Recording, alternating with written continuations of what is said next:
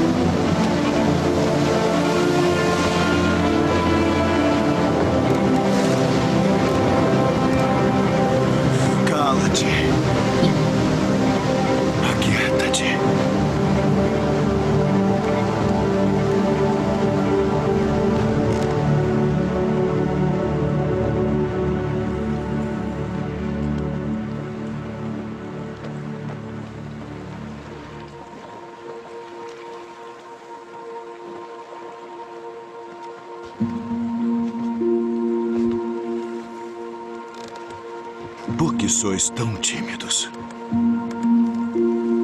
Por que não tendes fé?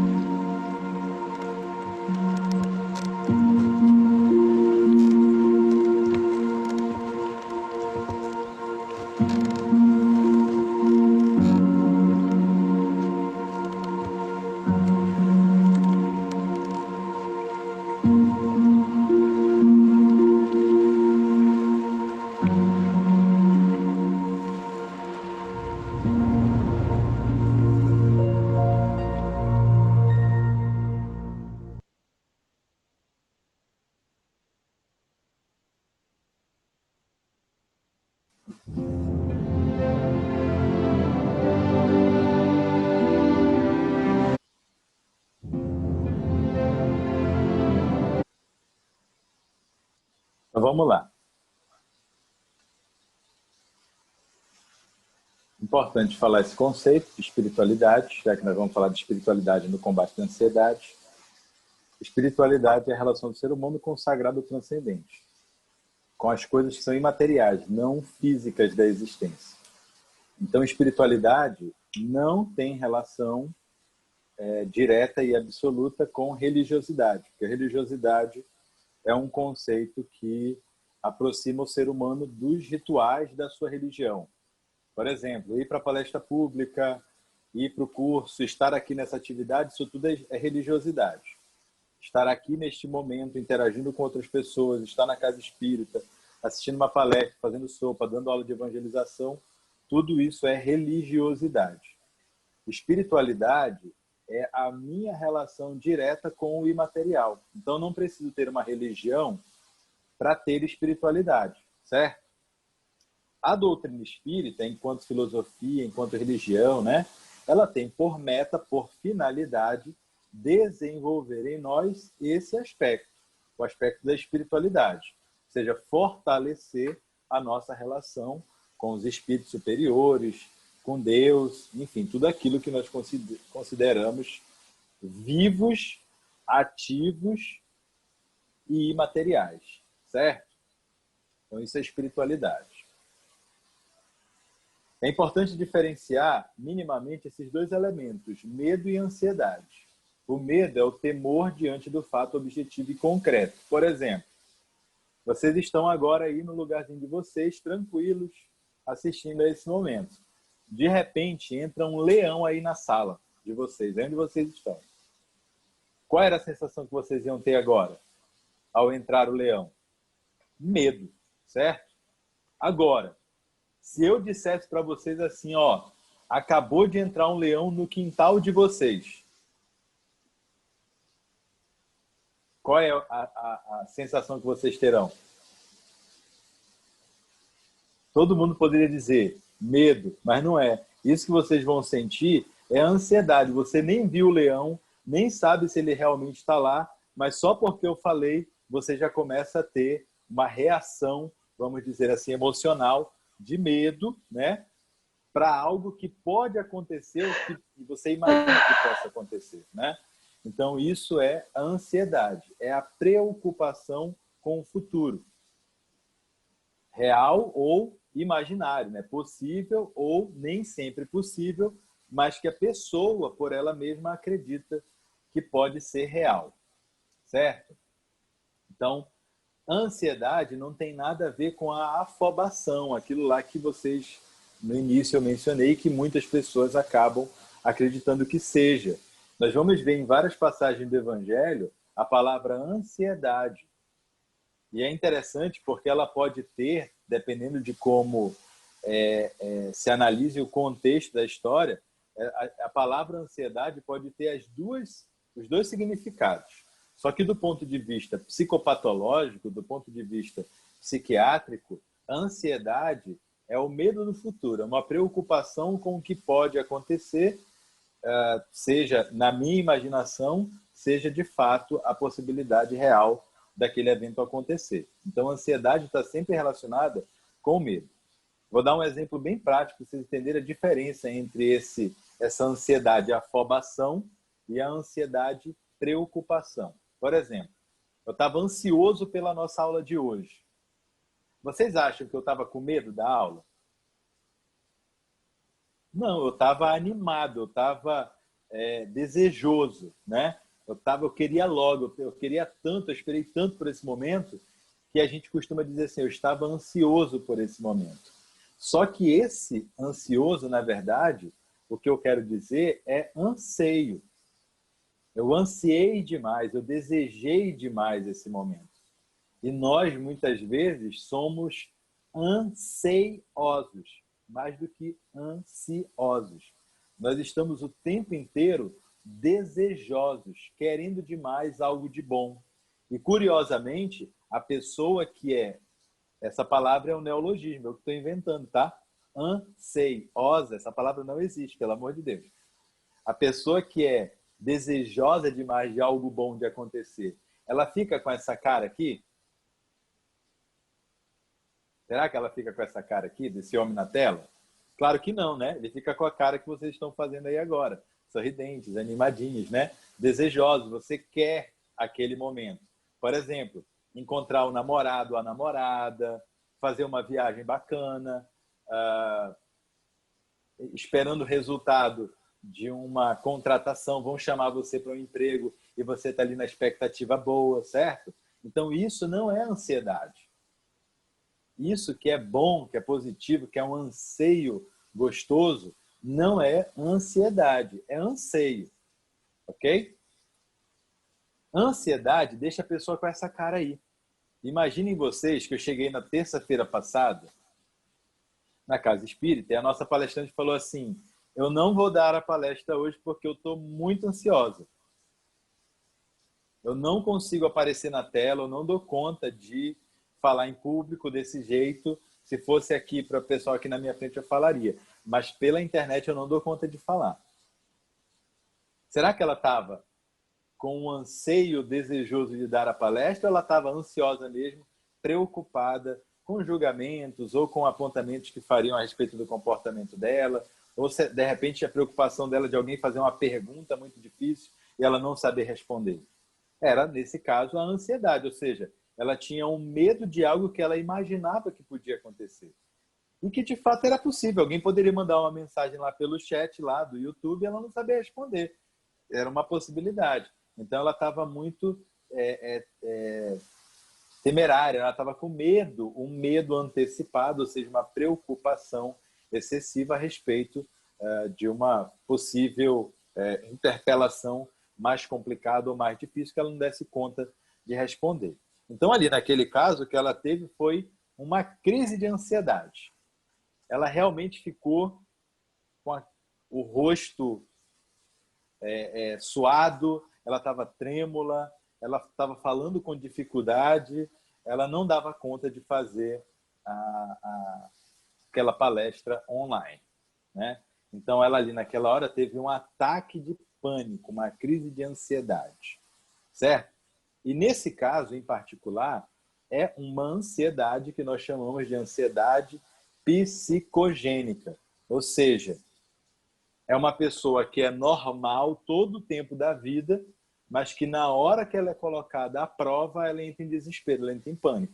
Vocês conhecem alguém assim? Que para tudo é animada, para tudo é festiva, para tudo é tranquila. Pode dar, sei lá, vamos fazer uma sopa agora, a pessoa vai lá e faz. Mas na hora de falar em público, ela entra em desespero, ela não dá conta, né? Essa ansiedade, que é a ansiedade psicogênica, ela tem uma razão de ser. Ou seja, é uma situação desagradável ou que de alguma forma foge do controle daquela pessoa e ela simplesmente se desespera. Ela não dá conta de se manter equilibrada naquele momento, ela a Maura disse euzinha, né? Ou seja, a pessoa realmente ela não dá conta, ela entra em desespero. Essa ansiedade psicogênica, ela tem uma forma de abordar. Certo? Tem uma outra crise de ansiedade ou um outro tipo de ansiedade que é o transtorno de ansiedade. Vocês já ouviram falar de transtorno de ansiedade? Qual a diferença entre a ansiedade e o transtorno de ansiedade? Que também não são a mesma coisa, são coisas diferentes. A ansiedade, essa que é psicogênica, ou seja, ela decorre da maneira pela qual eu analiso a situação que eu estou vivendo. Aquela palestrante lá da Casa Espírita, por exemplo, enquanto não tinha a situação problema, ela estava tranquila. Para ela estava tudo bem. Só que quando a situação aparece, ela começa a fazer uma série de análises sobre aquilo e ela começa a entrar em desespero porque ela começa a pensar num monte de coisa. Ela não sabe avaliar aquele contexto. Ela tem dificuldade de se manter calma diante daquele contexto. A pessoa que tem um transtorno de ansiedade vai ter todas as reações que essa colega teve lá. Sudorese, tremor, coração acelerado, falta de ar, sensação de que vai morrer. Parece que o negócio é agora. Ela começa a se despedir de todo mundo, ela começa a achar que não vai dar certo, que a vida dela vai acabar. Só que não aconteceu nada para ela ficar daquele jeito. No transtorno de ansiedade, você não tem motivos para ficar daquela forma. Ou seja, o estado emocional da pessoa está normal. Ela está tranquila, linda e bela, comemorando seu aniversário, está numa pizzaria, está na casa espírita, assistindo uma palestra tranquilamente e, de repente, do nada, vum, começa aquele monte de sintoma, aquele monte de coisa física, emocional, pensamento, vem um monte de coisa de enxurrada que a pessoa não consegue controlar. Ô, Luiz, Incontrolável. tem uma Fala. questão aqui que a Soraya pôs, eu não sei nem se ela gostaria, eu entendi um pouco. Ela disse assim, que a crise acaba, deve ser paralisando, aí a pessoa fica com medo. É isso que você falou, ô Soraya? É isso mesmo. Geralmente, quando a pessoa está com essa ansiedade, ela fica, né, com medo depois, né? Sim. Por exemplo, no Medo de transtorno ter a crise de novo, né, Soraya? Você quer Aham, falar? nesse sentido. Exatamente. Isso. Então, assim, ó, a pessoa, na hora que ela está ali tranquila, vamos pensar, eu sou um cara super tranquilo. É difícil alguma coisa me deixar nervoso ou demais preocupado. Às vezes eu tenho medo de mim mesmo por causa disso. Que eu acabo me colocando em situações de risco sem necessidade. Mas, enfim, vamos pensar que, assim, falar aqui tem um leão. Eu não vou entrar em desespero, eu vou pensar em 1000 formas de esse leão não me atacar ou de eu me defender dele de alguma forma, antes de entrar em desespero, certo? Tem pessoas que só de ouvirem o leão, a pessoa nem quer saber se existe mesmo. Ela já entra em desespero aqui, já se mete num guarda-roupa, já vai para debaixo da cama, enfim. Ela tem uma reação de muito medo instantaneamente, certo? Vamos pensar eu, que sou uma pessoa tranquila. Eu posso ter transtorno de ansiedade, eu que sou uma pessoa tranquila?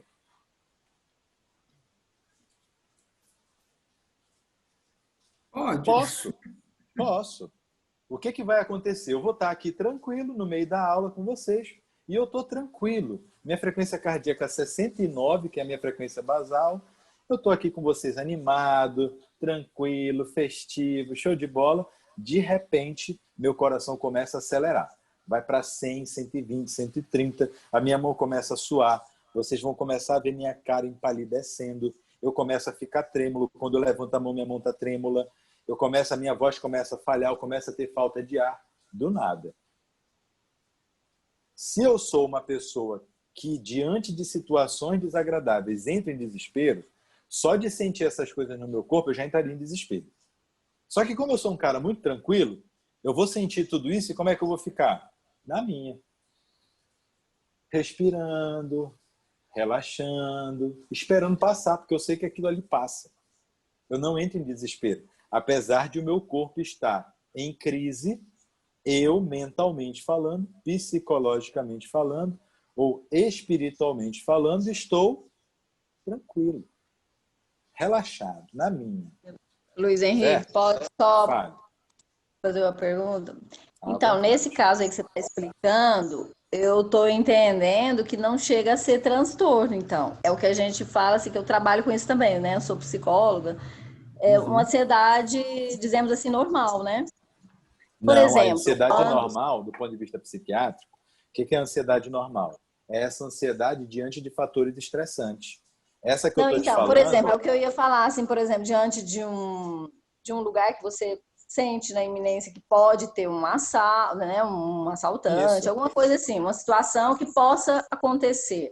Essa ansiedade normal da gente estar num lugar escuro, né, assim, num lugar deserto, né? Então, exato. eu estou Essa entendendo é a assim, ansiedade. essa ansiedade normal. Aí quando ultrapassa disso, é o que a gente pode chamar de Não, transtorno. não. Exato. Aí não. Para a psiquiatria, o que é o transtorno de ansiedade? É você ter todas as alterações emocionais sem fatores estressantes envolvidos. Por exemplo, eu vou fazer uma analogia aqui com a depressão. A pessoa tem tristeza do nada. Ela não tem uma situação triste vivenciada. Por exemplo, as pessoas costumam falar assim, ela entrou em depressão depois que ela perdeu o emprego. Não, depois que ela perdeu o emprego, ela ficou triste. Isso é normal, é psicológico. Lógico, né? Agora, a pessoa ficar triste com todas as condições favoráveis, semanas a fio, sem vontade de comer, pensando em se matar, a vida perdeu sentido e não tem um motivo para isso, você fica assim, nossa, mas você é tão bem de vida, tá tudo tão favorável para você, por que você está assim? Isso é um transtorno do humor, ou seja, o humor dela não está regulando adequadamente. Ele está vindo a tristeza na hora errada. Nesse caso do transtorno de ansiedade, a pessoa tem a ansiedade na hora errada. Só que a ansiedade, nesse caso que eu mencionei para você, muito mais fisicamente, se manifestando fisicamente. E aí tem alterações neuroquímicas acontecendo que a pessoa não consegue manifestar. A gente pode fazer uma analogia com outro tipo de doença, por exemplo, a epilepsia. A pessoa pode ter uma crise epilética psicogênica mas ela pode ter crises epiléticas neurogênicas. A crise epilética psicogênica é nessa hora que eu digo que vai ter o leão, que ela tem que dar uma palestra e ela entra numa crise convulsiva. Mas isso não é cerebral, não é o cérebro prejudicado. Agora, ela pode ter uma outra crise epilética em que o cérebro está afetado. E aí essa é uma crise neurogênica. Eu estou falando assim de uma maneira bem simples que a ansiedade é do psicológico e o transtorno de ansiedade é do cérebro. São duas coisas totalmente diferentes. O psicólogo, por exemplo, atua sobre a mente, sobre o ser espiritual. O psiquiatra e os medicamentos atuam sobre o cérebro e não sobre a mente, né? A mente como o motorista, como o condutor, e o cérebro como o carro, o veículo. E é assim que a doutrina espírita nos ensina, né? O espírito é o ser ativo, inteligente, e o corpo é o veículo desse espírito, certo? Então imagine que você está dentro do seu carro lá, tranquilo, bacana, e o carro começa a tremer todo. Para o espírito ou para a mente, aquele carro em desajuste, ele está com algum problema. Não é o motorista que tem problema, né? No transtorno de ansiedade, em muitos casos, a mente está normal. Ou seja, o ser psíquico, o ser espiritual não tem problema nenhum, mas o físico está alterado. É o cérebro dele que está produzindo aqueles sintomas. E muitas vezes a pessoa que tem um transtorno de ansiedade, ela se questiona assim, por que meu corpo está desse jeito se não aconteceu nada para eu ficar assim? Por que eu estou dessa forma? Não era para eu estar desse jeito. Nesses dois pontos que você está me falando, até que me envolveu uma época que eu tinha muito medo de andar de carro, o que a espiritualidade tem a ver? Será que pode ser uma coisa que eu desencadeei em outras vidas? Eu tinha muito pânico de entrar dentro do carro, eu ficava com as mãos geladas, parecia que eu já tinha vivido aquilo. Um pânico do acidente, e aquilo me paralisava. Até que eu fui fazendo a terapia e fui, aos tempos, me policiando, né? Falando com a minha mente. Pode ser que veio de outras vidas? Pode. De outros... Sim, tanto o Kardec como o Joana de Ângeles falam disso, né? A gente pode plasmar no nosso perispírito nas vidas anteriores e na vida presente isso vir registrado no nosso cérebro, para a gente ter uma doença psiquiátrica, por exemplo, de qualquer natureza. Um transtorno de ansiedade, transtorno bipolar, transtorno depressivo, esquizofrenia, qualquer outra coisa, como pode não vir registrado no cérebro isso. Mas como Joana de Ângeles diz, vir como um sentimento íntimo. Isso é do espírito. E aí não vai melhorar esse tipo de coisa. Por que a gente faz esse tipo de distinção, né? Por que existe a psicologia e existe a psiquiatria? Não é porque um passa remédio e outro só conversa, não. Não é essa a questão. Cientificamente, nós temos comprovações de que o cérebro desajustado, a depender da região afetada, provoca alterações emocionais, provoca alterações de comportamento e provoca alterações de pensamento no indivíduo sem que ele queira. Ou seja, isso não está no controle dele, é o cérebro produzindo. Como na epilepsia, por exemplo, a pessoa tem a crise convulsiva cerebral e ela não tem controle daquilo, muitas vezes nem consciência daquilo, né? Mas tem outro aspecto, que é o espiritual, esse que você está mencionando, em que as vidas passadas elas não são completamente esquecidas no sentido das provas e expiações da vida presente, né? Dependendo de como Deus queira que a nossa vida se desenhe nesse momento, você pode surgir, por exemplo, com medos que parecem ser medos irracionais, porque quando você olha para o seu contexto atual, não faz sentido. Mas quando você pensa na vida anterior, das experiências da vida anterior, faz todo sentido. E aí, então, a psicoterapia vai ser um recurso indispensável, o tratamento espiritual vai ser um recurso indispensável, e o medicamento, como a nossa colega ali, eu esqueci o nome dela, Val, alguma coisa. Anete? Anete, isso. Anete. Como a Anete mencionou, aí se esses sintomas aparecem de maneira muito intensa, né? Aí nesse caso, se os sintomas, quando a coisa é mais psicológica, e os sintomas aparecem de maneira muito intensa, a gente pode até usar o medicamento, mas vai usar o medicamento por tempo curto, só para aliviar aquele momento. Agora, se a pessoa tem um transtorno de ansiedade que não tem relação ou muita relação com medo, e a gente percebe que é uma coisa muito mais biológica, fatalmente essa pessoa vai ter que tomar remédio longo tempo da vida, quem sabe até a vida inteira, para poder conseguir ficar tranquila, senão ela não consegue. Certo? Luiz, então, eu estou falando aqui, fala. Tem duas... Não, pode encerrar aí, que eu tenho duas questões aqui. É que ainda tem 25 slides para a gente falar. Ave Maria. Então, sim, tem uma questão que a Solange perguntou assim, será que isso é um tipo de uma euforia? Aí o Marco Antônio falou assim, então qualquer pessoa pode ter um transtorno de ansiedade? Pode, inclusive crianças que nunca passaram por nada de problema na vida ou que nunca tiveram nenhuma situação, por exemplo, de abuso sexual ou de violência doméstica ou de qualquer outra coisa, crianças podem ter também transtorno de ansiedade. Isso essa é a questão. Existe o cérebro. O cérebro tem os circuitos emocionais. Se o cérebro, em algum desses circuitos, estiver com problema, a pessoa vai manifestar coisas que não fazem sentido manifestar. Entendeu? Que no contexto dela não se encaixa. Eu recebi, por exemplo, nesse período, paciente no consultório, período de pandemia, e falava assim, doutor, sabe a pandemia? Pois é, eu não estou nem aí para ela, tem nada a ver com ela. Eu sempre fui desse jeito que eu vou lhe dizer aqui. Aí ele começa a contar toda a história dele de ansiedade, desde os 8, 9, 10 anos de idade. Aí você vai fazer uma história pregressa dele, né? Saber se tinha pais, é uma família desestruturada, né? Pai com alcoolismo, ou violência doméstica, ou agressividade. Aí ele fala, doutor, minha vida sempre foi perfeita. Meus pais são amorosos, pessoas boas, com quem eu convivo bem. Aí você pensa assim, não pode ser uma coisa biológica? Pode. Qual é a constatação que eu tenho de que é biológico? Ele começa a tomar o remédio e para tudo aquilo. Ele volta para a vida normal. Aí ele pergunta assim, doutor, se eu tivesse me tratado desde os 9 anos de idade, aí eu falo assim, se você tivesse tratado desde os 9 anos de idade, você teria levado uma vida mais tranquila o tempo inteiro. Você não teria passado pelas dificuldades que você me mencionou aqui nessa nossa conversa. Agora, uma coisa não anula a outra. Por exemplo, uma pessoa que tem epilepsia e tem medo de sair de casa porque ela tem medo de ter uma crise epilética no meio da rua, não vale a pena ela fazer psicoterapia? Não vale a pena ela fazer tratamento espiritual? Com certeza, eu nem tenho dúvida disso. Mas isso vai tratar a epilepsia dela?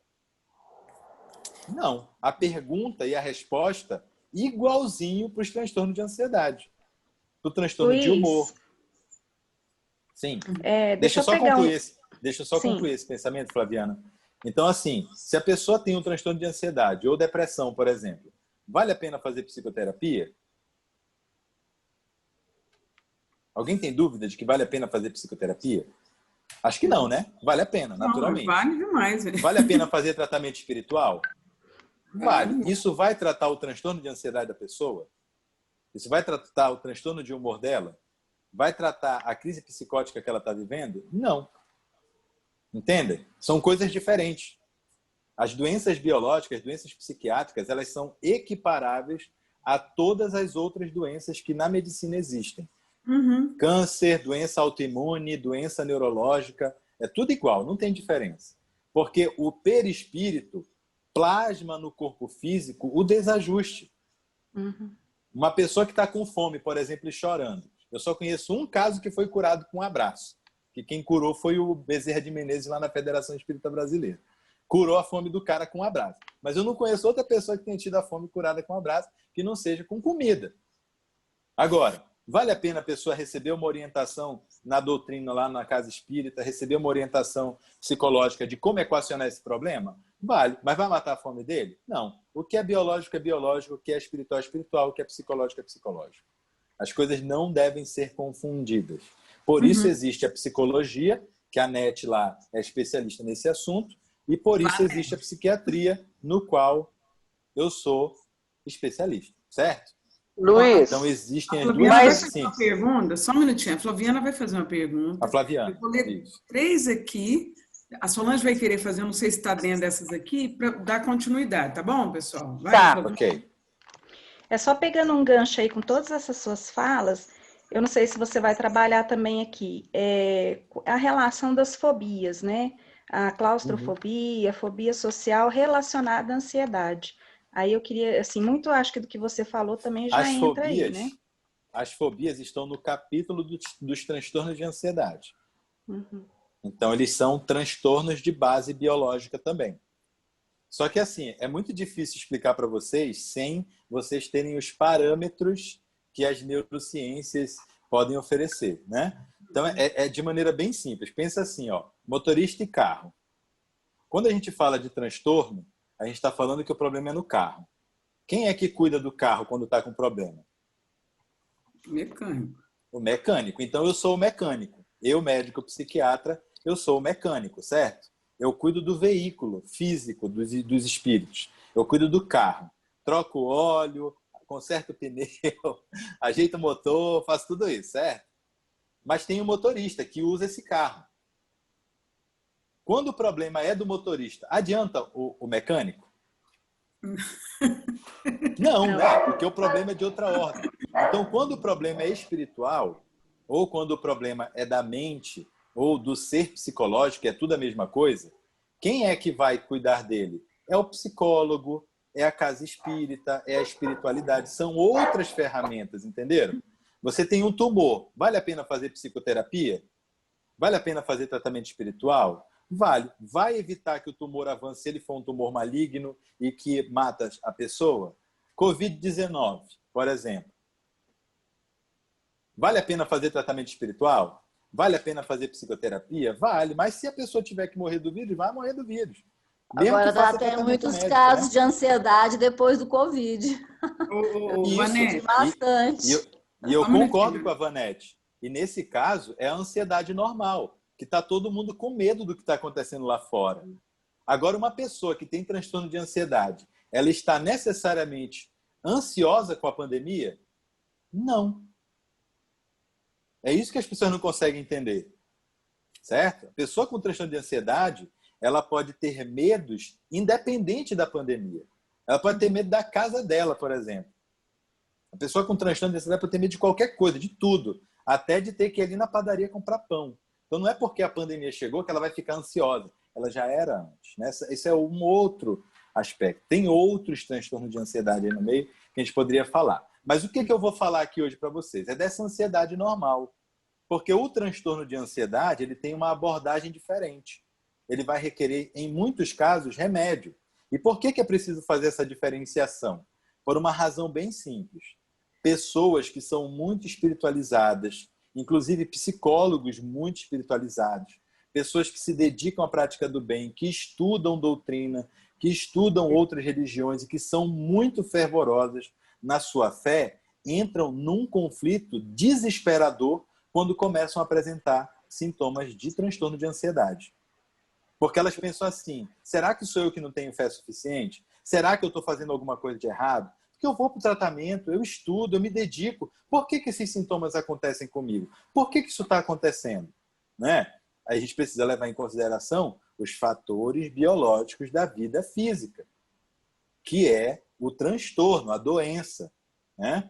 Então, a gente vai falar aqui hoje dessa ansiedade que é passível das abordagens da espiritualidade no seu controle.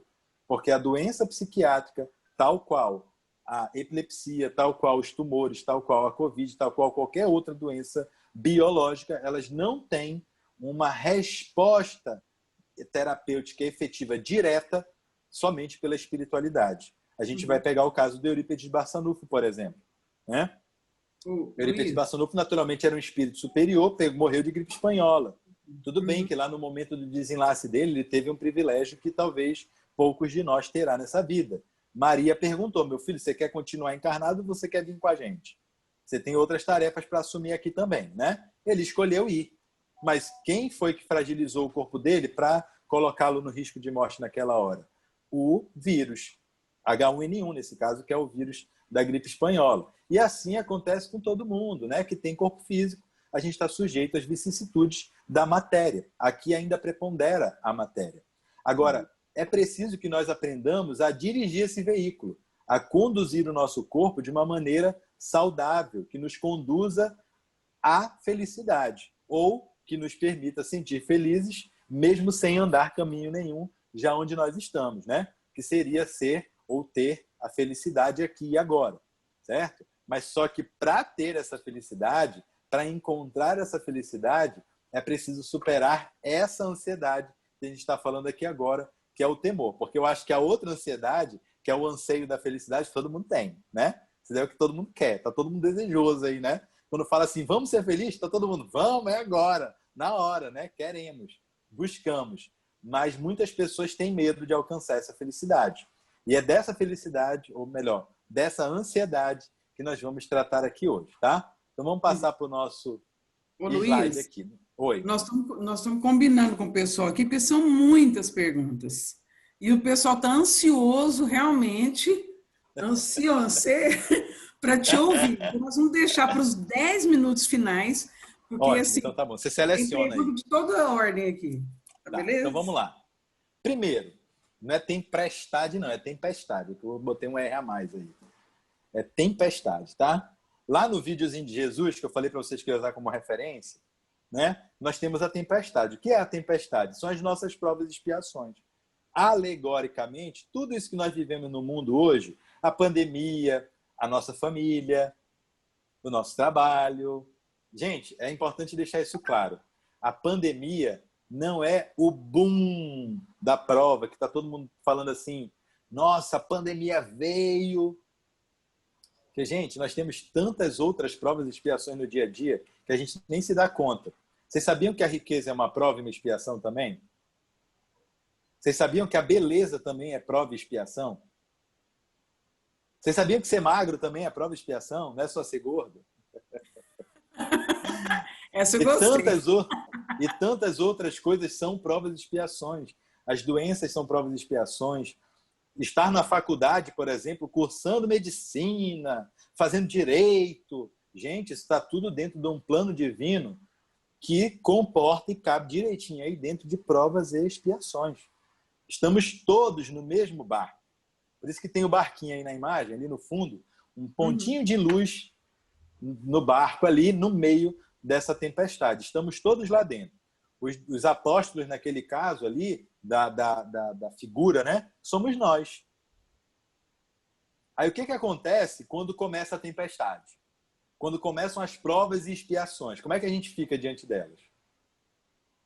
Desesperado, está todo mundo ali, meu Deus do céu, Senhor Jesus, me ajuda, me socorre, me salva, me livra desse vírus, né? Então a gente começa a rezar. A gente começa a pedir amparo, pedir ajuda, não é isso? Então, diante das nossas provas e expiações no dia a dia, a gente vai exercitando a prece. Foi exatamente o que os apóstolos fizeram. Só que eles tinham Jesus ali, ó, do ladinho colado deles. Aí foi lá, ó, Senhor, pelo amor de Deus, levanta, resolve isso pra gente, a gente vai morrer. Por que Jesus é a nossa referência? Porque ele é o nosso governador, ele é o governador do nosso planeta. Esse mundo de provas e expiações é gerido por Jesus. Ele é o nosso coordenador maior, ele é o nosso governador.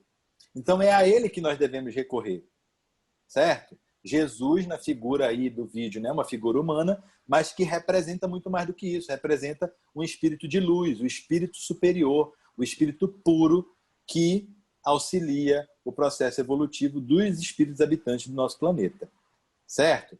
Então, esse ser, que é um ser espiritual, luz, que não é material, ele é para nós como se fosse um Deus, e não o Deus, certo?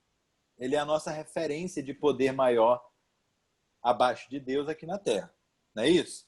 Nós não temos ele como o representante máximo da divindade aqui na Terra? É Jesus, é o nosso modelo, é o nosso orientador, é o nosso guia, é o caminho que devemos seguir. Lá na hora do desespero, o que os apóstolos fizeram? Correram para Jesus. A pergunta que eu faço para vocês é, na hora das provas e expiações, vocês correm atrás de quem? Corre atrás do pai, da mãe, do filho, do irmão, do vizinho, de quem? Vai atrás do psiquiatra logo de vez, vai logo atrás do psicólogo, né? Então, é nesse ponto que a gente precisa pensar na questão da espiritualidade. Tem inúmeros estudos no campo da espiritualidade e saúde mental que mostram que as pessoas que passam por aflições na vida, sejam elas quais forem, por exemplo, uma pessoa com depressão ou com transtorno bipolar, se ela for uma pessoa mais espiritualizada, a tendência, isso é uma amostragem, isso não vale para 100% dos casos, isso é uma parcela das pessoas que têm algum transtorno psiquiátrico, quando têm espiritualidade bem desenvolvida, cometem menos suicídio, conseguem ficar menos tempo afastadas do trabalho, conseguem ter uma qualidade de vida melhor. Em geral, os sintomas são mais brandos, em geral, a pessoa tem menos crises e, em geral, toma menos remédio. Em geral. Isso é uma regra? Não. Certo? Então, vai ter o caso daquela pessoa que vai tomar 1000 remédios, que vai fazer 250 sessões de terapia, que vai ficar dependente do psicólogo, que vai ficar dependente do centro espírita para receber passe toda semana, que vai ficar dependente do remédio a vida inteira e ainda assim pode ter sintomas, ainda assim vai ter a doença gritando alto no ouvido dela. Isso por quê? Porque ela mora no mundo de provas e expiações. E a doença, nesse caso, para ela, é uma expiação. Certo? Então, nós temos inúmeras expiações. Eu, por exemplo, nasci feio. Feiura é uma expiação, né? A beleza é uma prova. Não é uma expiação, é uma prova, né? Vamos ver se você consegue suportar aí essa questão da beleza sem fazer tolice, né? Ter dinheiro é prova. Muitas vezes a pobreza é expiação, certo? E nem por isso, olha que curioso, quando você está submetido a uma prova, a uma expiação, nem por isso você deixa de buscar os recursos que podem te auxiliar a suportar ou a superar a prova e a expiação. Por exemplo, todo mundo aqui que é pobre quer ser rico um dia? Eu só vejo as cabecinhas fazendo assim, ó, aqui no vídeo. Todas elas fazendo assim, né? A grande maioria das pessoas, gente, que é pobre quer ser rico. Por quê? A gente entendeu que ser rico é não ter mais prova e expiação na vida. Tolice. Isso é tolice nossa, né? Porque as provas e as expiações, elas são condizentes com o nosso contexto espiritual e não com o nosso contexto material. Está de acordo com as leis de causa e efeito, né? Com a justiça divina. Então, tanto faz se eu sou feio ou pobre, se eu sou rico ou bonito, enfim, tanto faz, né? Se eu sou magro ou gordo, preto ou branco, homossexual ou heterossexual, provas e expiações são para todos nós. Então não tem essa, certo? Provas e expiações é para todo mundo. Agora, cabe a mim, com a minha espiritualidade, buscar o recurso que alivia, que me orienta, que me acalma, que me dá tranquilidade diante de todas essas provas e expiações. Inclusive, se eu me considero uma pessoa afortunada e que na minha vida não existem provas nem expiações, na verdade só tem fartura, tudo dá sempre certo, tudo está sempre muito bom, está sempre tudo muito prazeroso, está sempre tudo muito legal, você tem uma prova grande na sua mão, que é a prova do dever de auxiliar os outros que estão em aflição. Né? Emmanuel diz que os espíritos superiores têm uma dívida com os que estão ainda na condição de inferioridade. Então, se nós já estamos numa condição espiritual ou material mais favorável, é responsabilidade nossa, é obrigação nossa, do ponto de vista divino, gerir bem esses recursos, não só em benefício nosso e da nossa família, mas também dos outros que estão em aflição. Porque se eu não passo por essa prova gerindo bem tudo isso, consequências futuras certamente virão de qualquer natureza e em qualquer grau. Né? Então, passar pelas provas e expiações está para todo mundo. Agora, quem que nós devemos buscar para superar ou suportar bem essas provas? Jesus, o nosso governador. Qual é a virtude? Eu vou dar a cola para vocês aí. Qual é a virtude, então, que eu preciso desenvolver em mim para que a minha ansiedade vá embora? 10 minutos. Qual é? Fé. A fé. O que é a fé? A fé é a confiança. É confiar em alguém. Diferente da esperança, que esperar de alguém. Então eu tenho esperança de dias melhores, mas eu confio em Deus que esses dias virão. Eu tenho confiança, eu tenho fé em Deus.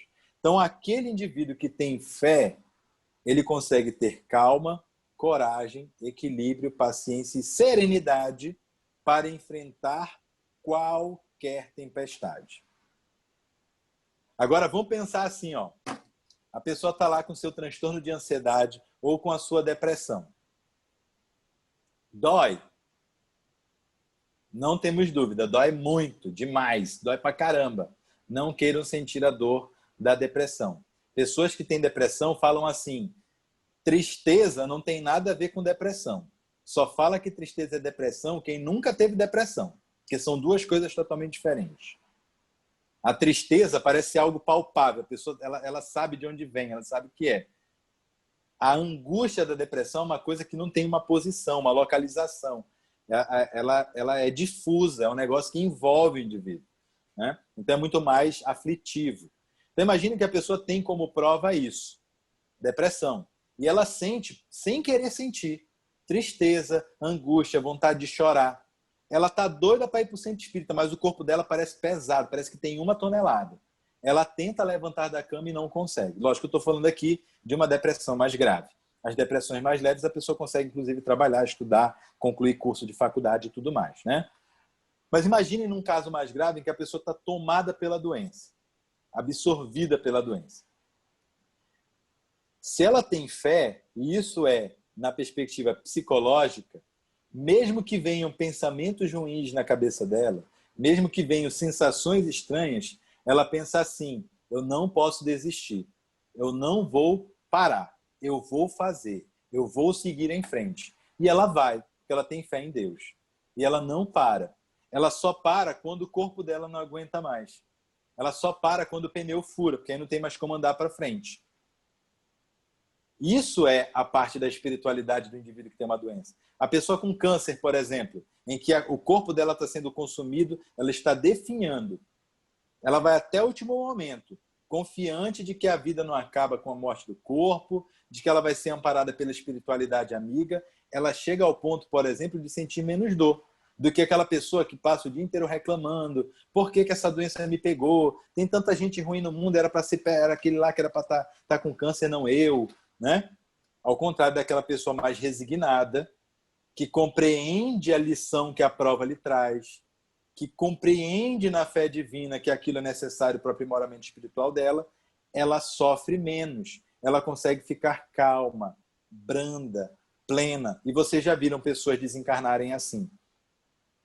Pessoas que estavam ali no último suspiro da vida, sereníssimas. Às vezes até as pessoas em volta chorando e ela na dela, tranquila, se despedindo. Até breve. Tchau, até logo. Estou indo, chegou minha hora. Né? Então essa fé, que é a fé, que é a espiritualidade, que a doutrina espírita tem inúmeros recursos que favorecem para isso, dá para o indivíduo essa tranquilidade, essa calma, essa coragem, o equilíbrio, a paciência e serenidade para enfrentar qualquer tempestade. Seja de que ordem for, de natureza familiar, de natureza enfermiça, de natureza social, seja uma pandemia que chegue e diga que tem um vírus lá fora, essa pessoa com fé em Deus se paramenta, mas não fica dentro de casa. Ela sai para socorrer os que estão desvalidos. Ela vai até a casa das pessoas que foram abandonadas pela doença. Isso aconteceu muito nesse período curioso. As pessoas abandonaram seus filhos, abandonaram seus pais, abandonaram suas esposas e seus maridos com medo. Com medo. Ou seja, com ansiedade. Alguém falou que tinha um vírus que estava matando e as pessoas ansiosas, com medo de morrer. O que aconteceu? Ficaram dentro de casa, presas. Só que outras pessoas que precisavam de amparo, precisavam de suporte, foram esquecidas. Agora, aqueles que têm fé, aqueles que se paramentaram da coragem da fé, como os cristãos do início, esses aí superaram, não abandonaram os hospitais. Eu conheço, né, médicos, enfermeiros que fugiram do hospital para não atender as pessoas com medo do vírus. Mas eu conheço tantos outros que saíram de casa para os hospitais voluntariamente para socorrer e amparar. Né? Ou seja, esses foram aqueles que se vestiram da fé, da coragem, do equilíbrio e da serenidade para socorrer e amparar, tendo em vista que eles tinham a sua missão, né, na vida de salvar. É importante sempre lembrar disso. Fora da caridade não há salvação. Então, aquele que quer ser salvo, persevere até o fim, com coragem e fé em Deus. Não se desespere ante as tempestades da vida. Jesus, depois que acalmou o mar, se deitou tranquilamente no barco, enquanto os apóstolos estavam ali desesperados ainda, né? Então, lembremos sempre dessa imagem. A fé que Jesus tem em Deus, nosso Pai, é a mesma fé que nós devemos alimentar no nosso coração e na nossa mente, para que, mesmo diante de muitas dificuldades e muitos problemas, nós nunca nos esqueçamos da missão que estamos aqui para cumprir. Caridade. Amar o próximo como a nós mesmos, porque é isso que vai nos conduzir à salvação. Medo nenhum pode travar a gente, a coragem deve nos mover. Leiam, eu recomendo. Lá no Evangelho segundo o Espiritismo, o item, capítulo 5, salvo engano, a coragem da fé. Leiam, é no capítulo Fora da Caridade na Salvação. A coragem da fé. Leiam esse capítulo e se fortaleçam na coragem para não mais sucumbirem pela ansiedade, pela preocupação desnecessária, muitas vezes excessiva, no dia a dia das vidas de vocês. Dá tempo de responder alguma pergunta, Eliana? Eu não estou te ouvindo. Tá. Eu tenho algumas perguntas aqui e depois a gente pode abrir para quem quiser fazer. Então, Eliane, a minha já foi respondida. Ah, beleza. O que aconteceu? Eu falei que aqui estava assim, intenso, né? Aí eles estenderam mais 5 minutinhos, que daria para a gente fazer, 5, 8 minutos. Então, tem algumas perguntas, mas de antemão, nós já queremos te agradecer, nós já vamos te convidar para o nosso encontro fraterno, um seminário que nós vamos fazer. Porque foi legal, bem interessante. Eu acho que tem assunto aí para caramba. O pessoal está batendo palma. Com certeza, tem que ver. É bom. Mesmo. Nossa, gente. Olha, nós temos algumas perguntas aqui, Luiz, que é o seguinte, o companheiro falando da questão que sente isso na pele, sente coceira, e por isso machuca a pele. Outra que comentou sobre a questão de medicamento, que toma mais de 20 anos e não consegue ficar sem. E aí, continuando sobre a questão do medicamento, fala que esse medicamento é somente para quem sofre transtorno de ansiedade, isso é para o resto da vida, se algum tempo vai parar. E o restante, deixa eu ver se tem mais alguma específica, que aí depois a gente pode deixar. Lembrando que quando cair, vai cair de uma vez, tá, gente? Com você.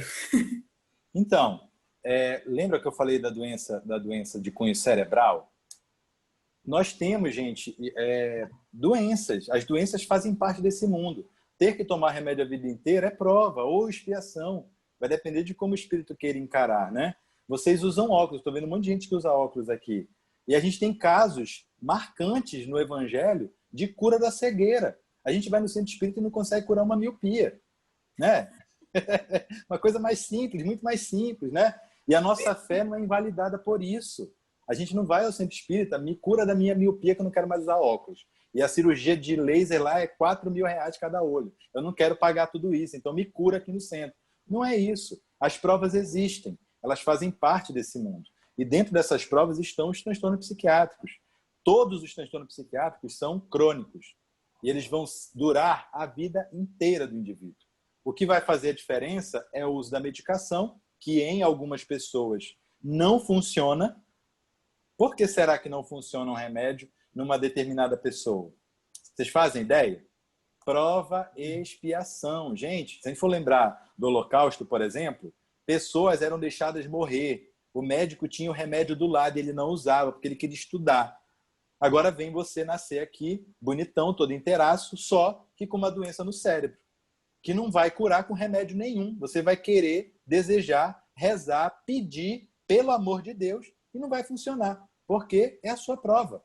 Agora, isso não dá justificativa para desistir da vida, né? Nós precisamos arranjar, fomentar, né, ou fortalecer essa fé em nós, a fé em Deus, porque é ela que vai nos dar a sustentação de seguir adiante. Porque, como a gente falou, se eu desisto da vida, eu estou deixando de fazer a caridade. A caridade é o que vai me conduzir à salvação. Eu não vou deixar de ir para o centro espírita, não vou deixar de dar uma palestra, não vou deixar de tratar bem meus familiares, meus amigos, não vou deixar de viajar, lógico, dentro de uma condição que favoreça, né? Quem tem uma depressão mais grave muitas vezes não vai conseguir sair do quarto. Uma pessoa com uma depressão mais leve consegue ir para o centro espírita fazer sua atividade, consegue fazer uma atividade na rua, fazer uma sopa no posto, né? Então, não se prendam pelas emoções que sentem. Além do fator biológico e do fator psicológico, tem a obsessão. E lembremos que no centro espírita, na casa espírita, é onde estão os recursos especializados. O mecanismo da mediunidade fala disso, nos domínios da mediunidade fala disso. Então, nós temos recursos que apenas no centro espírita nós vamos encontrar. Então, não deixa de ir para a casa espírita. Quando você está doente, é a hora de ir para o centro. É a hora de ir para a atividade, né? Se você quer, não quer ir para o centro espírita porque não dá, não consegue, não pode, não deixe de fazer o culto do evangelho no lar, não deixe de fazer a sua leitura edificante em casa, a sua prece, o trabalho da reforma íntima. Isso tudo é espiritualidade. E é a espiritualidade, como a gente falou, que vai ser utilizada no fortalecimento da sua fé e no combate da ansiedade. Se for preciso tomar remédio, como usar óculos, tome a vida inteira se for preciso e aproveite a vida de maneira positiva, feliz e saudável. Ô Luiz, o pessoal aqui está pedindo seu contato e tem um também pedindo também a sugestão de livro que você possa...